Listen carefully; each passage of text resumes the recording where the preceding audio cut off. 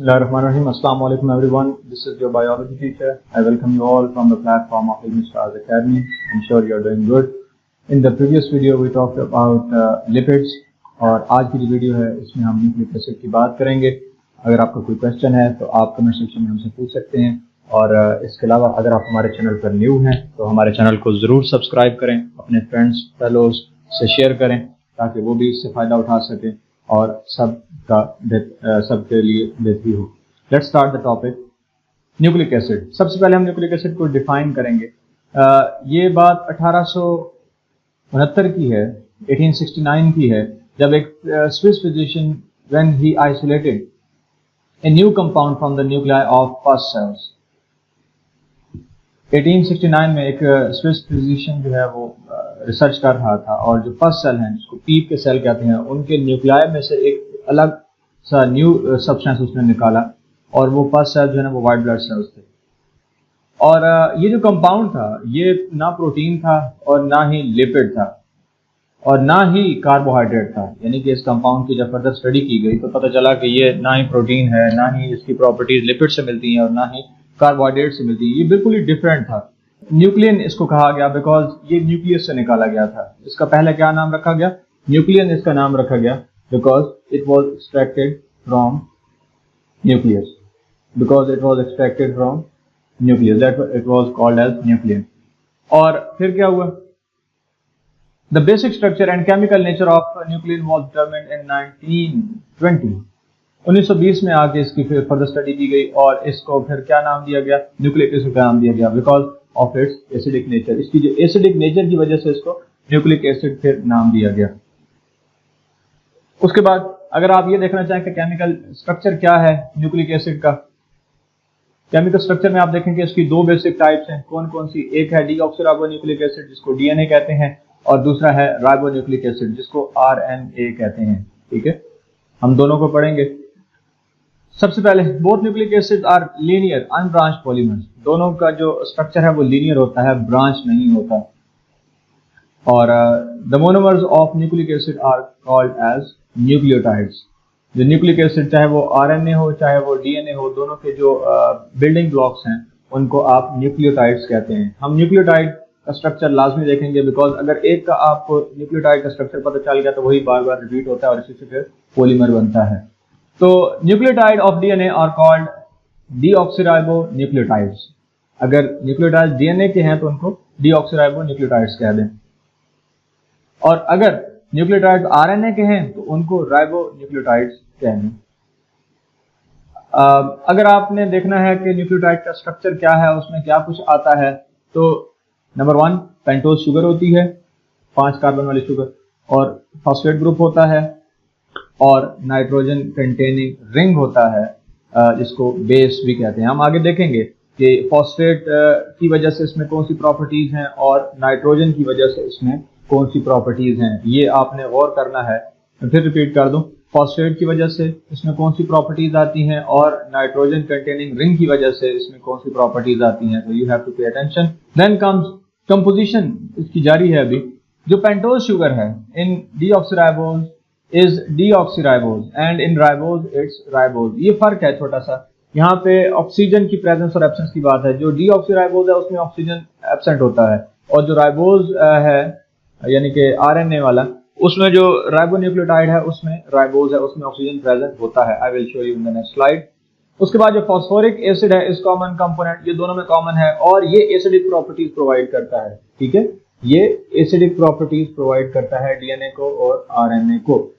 उसके बाद अगर आप देखें ये है डीऑक्सीराइबोन्यूक्लिक एसिड। इसमें अगर आप गौर करें तो कार्बन नंबर जो 2 है, इसमें जो कार्बन नंबर 2 है उसमें H लगा हुआ है, OH की बजाय H लगा हुआ है राइट है। ठीक है, ये डीऑक्सीराइबोज यानी कि इसमें से ऑक्सीजन रिमूव किया गया है। इसके बाद जो यहाँ पर है राइबोज में जो आरएनए में प्रेजेंट होती है, इसमें जो ऑक्सीजन कार्बन नंबर 2 है उसमें OH लगा हुआ है यानी कि यहाँ पर ऑक्सीजन है और डीऑक्सीराइबो में ऑक्सीजन नहीं है। तो यही इनका बेसिक डिफरेंस है। कार्बन नंबर 2 पे आपने देखना है, अगर ऑक्सीजन है तो वो राइबोज है और अगर ऑक्सीजन नहीं है तो वो डीऑक्सीराइबोज है। उसके बाद फर्दर आगे चलते हैं। ये कुछ फर्दर न्यूक्लियोटाइड्स हैं, कंपोनेंट्स ऑफ न्यूक्लियोटाइड्स। डीऑक्सीराइबोज और राइबोज मैंने आपको पहले बता दिया। फॉस्फोरिक एसिड ये है जो अटैच होता है।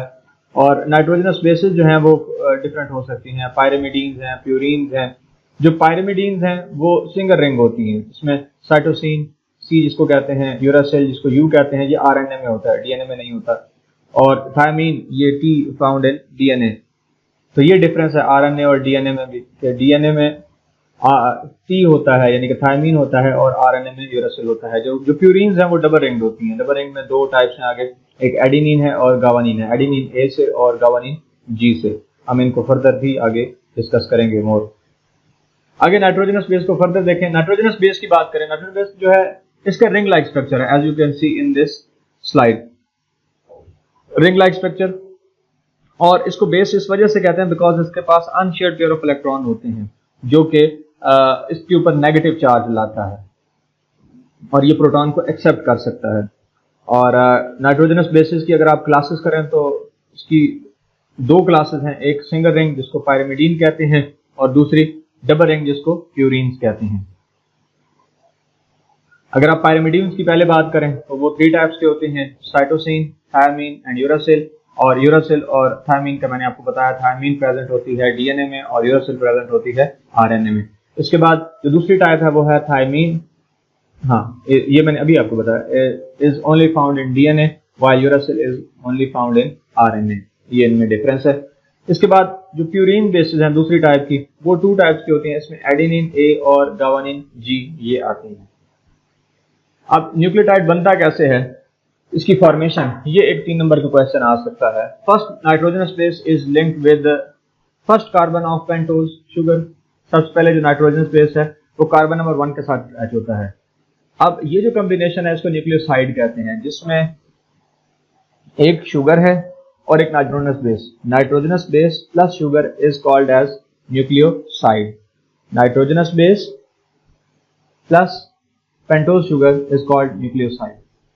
उसके बाद when a phosphoric acid is linked with carbon number 5 of pentose sugar of a nucleoside, the nucleotide is formed।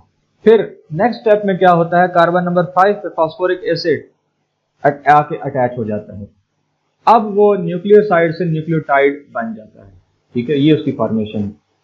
Nucleotide with 1 phosphoric acid is called mononucleo, is called nucleoside monophosphate। Monophosphate यानी कि एक phosphoric acid है।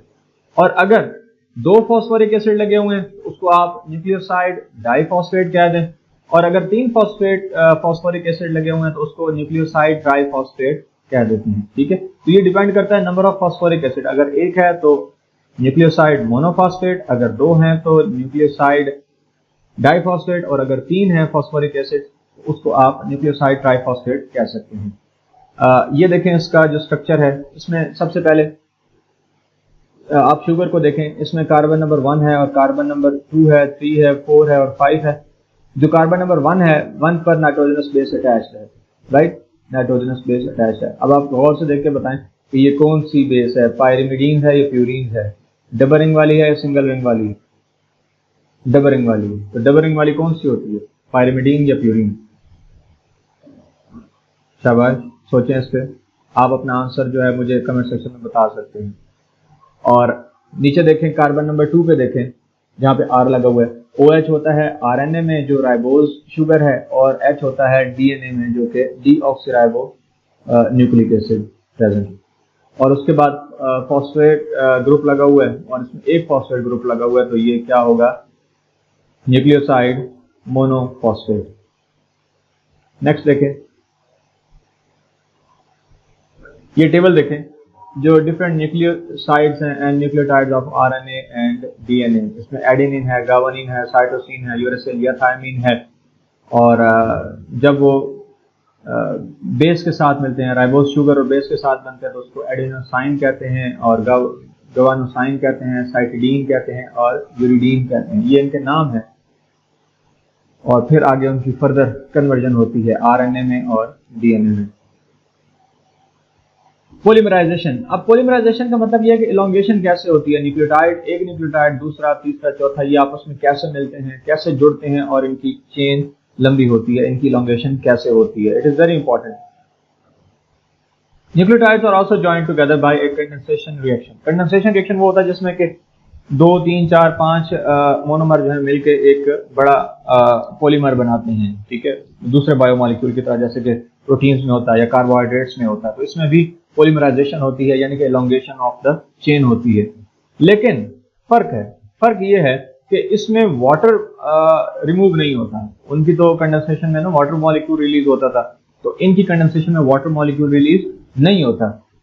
लेकिन फिर क्या release होता है? Phosphate group release होता है, ठीक है। 2 phosphate groups bound together, 2 phosphate group, इनके दरमियान लिंक बनता है और फॉस्फेट जो है एक निकल जाता है।